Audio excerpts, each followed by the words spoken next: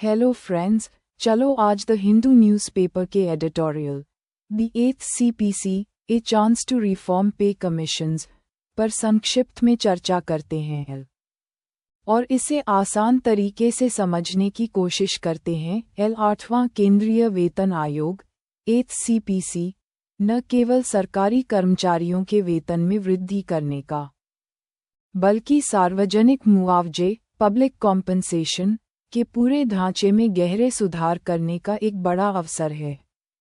इस लेख के मुख्य बिंदु निम्नलिखित हैं। मूल्यांकन ढांचे की कमी, वर्तमान में सिविल, मिलिट्री और टेक्निकल जैसी विभिन्न सेवाओं के बीच तुलना करने के लिए किसी सामान्य और सार्वभौमिक मूल्यांकन ढांचे का अभाव है। अलग अलग करियर पथ और जिम्मेदारियों वाली सेवाओं के बीच समानता पैरिटी के सिद्धांत पारदर्शी और वस्तुनिष्ठ होने चाहिए।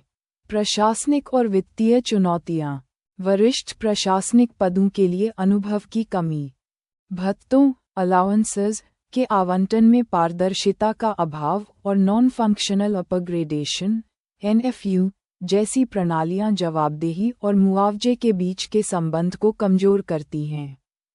पेंशन और राजकोषीय स्थिरता, वेतन, पेंशन और ब्याज भुगतान पर राज्य के खर्च का एक बड़ा हिस्सा खर्च हो रहा है, जिससे विकास कार्यों के लिए वित्तीय संसाधन कम हो रहे हैं।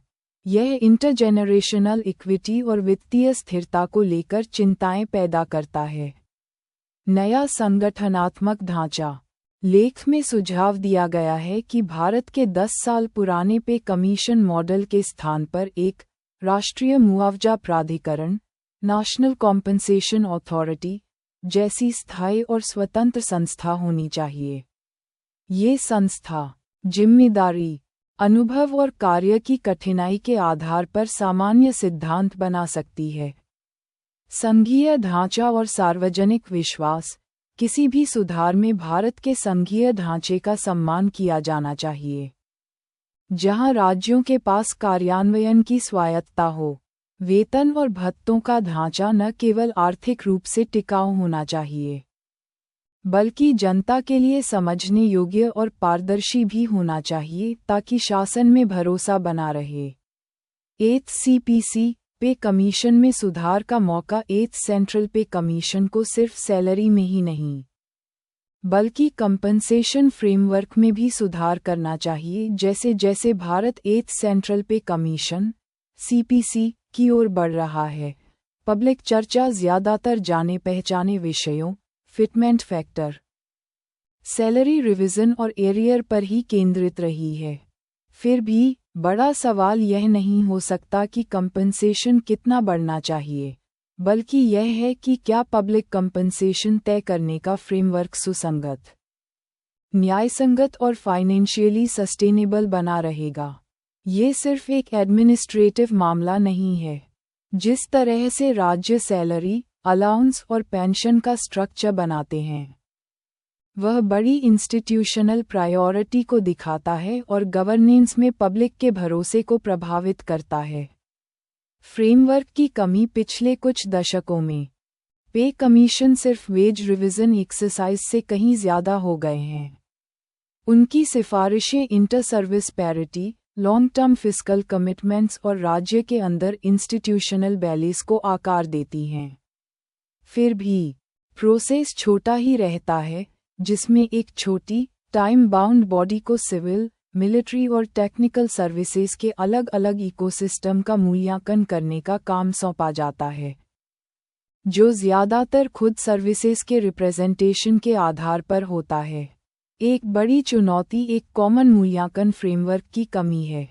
सर्विसेज अलग अलग स्ट्रक्चर, करियर ट्रैजेक्टरी और काम करने की कंडीशन में काम करती हैं, लेकिन रिस्क, जिम्मेदारी, टेक्निकल कॉम्प्लेक्सिटी या करियर प्रोग्रेस की तुलना करने का कोई यूनिवर्सली एक्सेप्टेड तरीका नहीं है।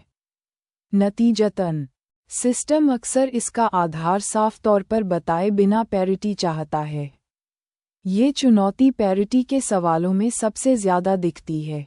बहुत अलग करियर पाथ और जिम्मेदारियों वाले सर्विसेज के ऑफिसर्स को कुछ स्टेज पर एक जैसा कंपेंसेशन मिल सकता है, मुद्दा सर्विसेज के बीच कंपटीशन का नहीं, बल्कि इंस्टीट्यूशनल कोहेरेंस का है।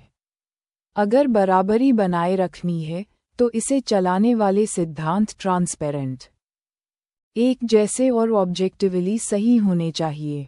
सिविलियन सर्विसेज और आर्म्ड फोर्सेस के बीच तुलना इस कॉम्प्लेक्सिटी को दिखाती है। मिलिट्री करियर एक बहुत ही पिरामिडल स्ट्रक्चर को फॉलो करते हैं, जिसमें प्रमोशन के मौके कम होते हैं और रिटायरमेंट जल्दी मिल जाता है। सिविलियन सर्विसेज आमतौर पर तरक्की के बड़े रास्ते और लंबे करियर देती हैं। ऐसे अलग अलग सिस्टम में कंपेंसेशन को एक जैसा करने के लिए इन स्ट्रक्चरल अंतरों पर ध्यान से सोचने की ज़रूरत होती है। एक और बड़ा ट्रेंड सीनियर एडमिनिस्ट्रेटिव पोस्ट के लिए ज़रूरी एक्सपीरियंस में कमी है। हालांकि करियर में तेज़ी से तरक्की बदलती गवर्नेंस ज़रूरतों को दिखा सकती है, लेकिन मुश्किल पॉलिसी चुनौतियों के लिए अभी भी इंस्टीट्यूशनल मेमोरी और अनुभवी फैसले की ज़रूरत होती है। एफिशिएंसी ज़रूरी है, लेकिन यह एक्सपीरियंस की पूरी तरह से जगह नहीं ले सकती। अलाउंस को लेकर भी सवाल उठते हैं, हालांकि उनका मकसद मुश्किल, दूर दराज या ऑपरेशनल रिस्क की भरपाई करना है। लेकिन सर्विसेज में ऐसी स्थितियों का आकलन करने के लिए कोई एक जैसा और ट्रांसपेरेंट फ्रेमवर्क नहीं है। इससे ऐसे अंतर पैदा हो सकते हैं जिन्हें सही ठहराना मुश्किल होता है, और इससे इनकंसिस्टेंटिटी की सोच बढ़ सकती है। नॉन फंक्शनल अपग्रेडेशन (NFU) एक और चिंता पैदा करता है। जिम्मेदारी में बढ़ोतरी के बिना फाइनेंशियल एडवांसमेंट की इजाज़त देकर ये रोल, अकाउंटेबिलिटी और कंपेंसेशन के बीच के लिंक को कमज़ोर करता है। हालांकि इसे प्रमोशन के धीमे रास्तों को ठीक करने के लिए शुरू किया गया था, लेकिन NFU इक्विटी और इंस्टीट्यूशनल रेशनलाइजेशन पर बहस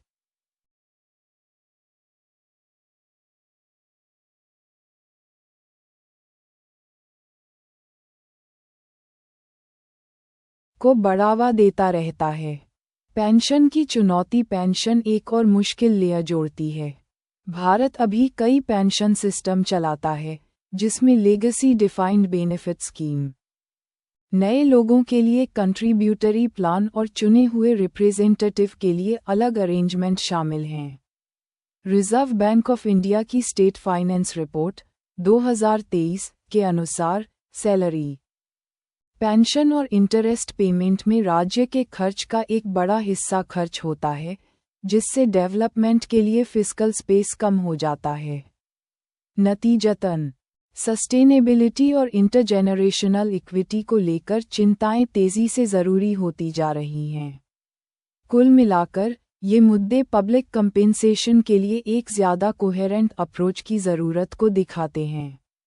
अभी एग्जीक्यूटिव, लेजिस्लेचर और ज्यूडिशियरी के लिए पे फ्रेमवर्क अलग अलग प्रोसेस से बनते हैं, हालांकि संवैधानिक रूप से अलग अलग।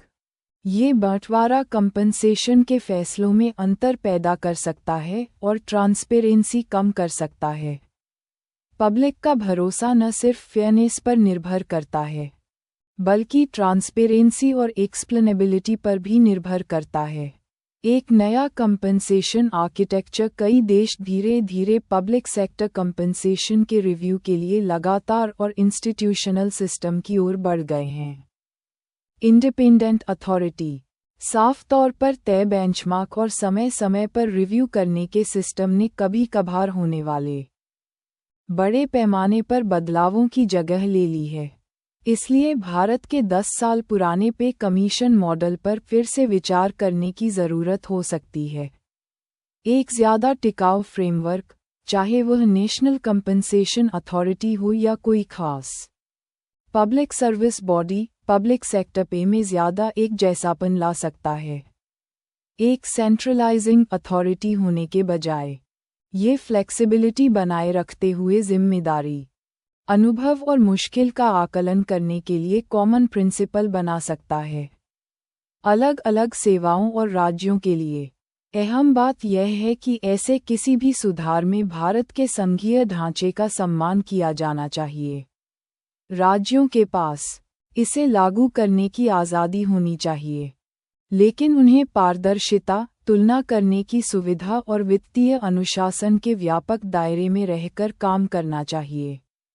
सरकार के अलग अलग अंगों के बीच बेहतर तालमेल संवैधानिक आज़ादी को प्रभावित किए बिना विश्वसनीयता और जनता के भरोसे दोनों को मजबूत करेगा।